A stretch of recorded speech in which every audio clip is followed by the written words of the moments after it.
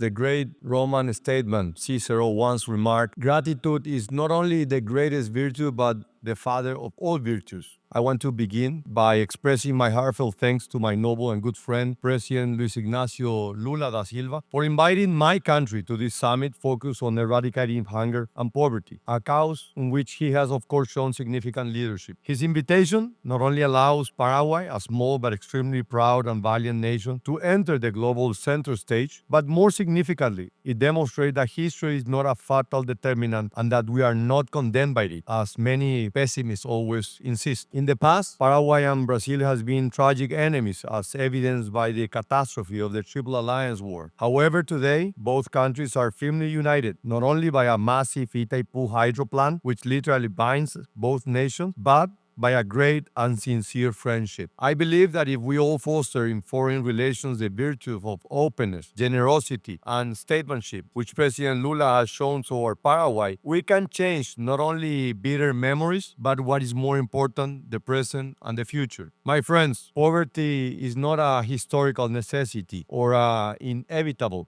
fact of life. No, in my view, poverty is simply a reflection of poor public policy and of private sector indolence. As such, the claim that poverty is ineradicable is simply a grievous fallacy. We can, we should, and we must wipe out poverty from this world. Today, Paraguay joins the Global Alliance Against Hunger and Poverty, thus aligning our national policies with the best international practices. Paraguay may still be relatively unknown, but let me assure you, we are a hidden treasure, a nation rich in resources, economic stability, green and renewable energy, and a young, dynamic population. It has already been a regional economic power in the past, in the 19th centuries, and is now emerging once again as a leading player in the international scene. Over the past 2 decades, Paraguay has not only become one of the most vibrant democracies in the continent, but it has also achieved along the way significant socioeconomic progress. We have reduced our poverty rate from 60% in 2002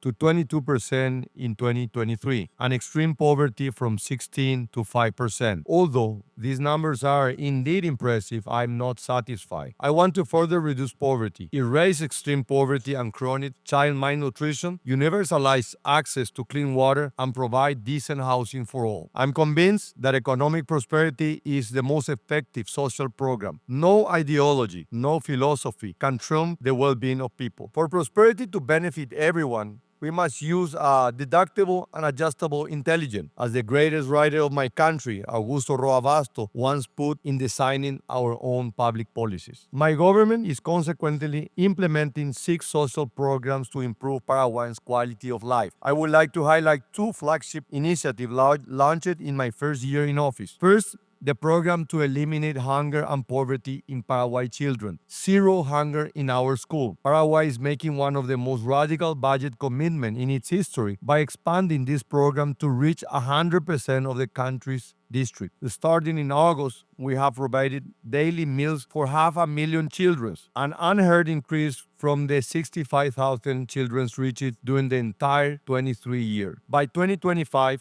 we plan to more than double this number to nearly 1 million students. No one who is hungry can be educated. Although obvious, this is still a reality in many of our countries, but it will cease to be so in Paraguay thanks to this ambitious program. Second, we want to attack the other roof of poverty, the absence of decent housing. The Cheroga Pora program, or My Beautiful House in my native Guarani language, enable working-class citizens to access their first home. We are thus addressing, with an intelligence program devised, the historic housing deficit in my country. Additionally, we are supporting 200,000 vulnerable families with conditional cash transfers, including 82% of the entire Paraguayan indigenous population. We are also providing a monthly pension to 70% of our elderly population, and we are aiming to cover 100% of the elderly population in the next 3 years. This effort prioritizes adults with severe disabilities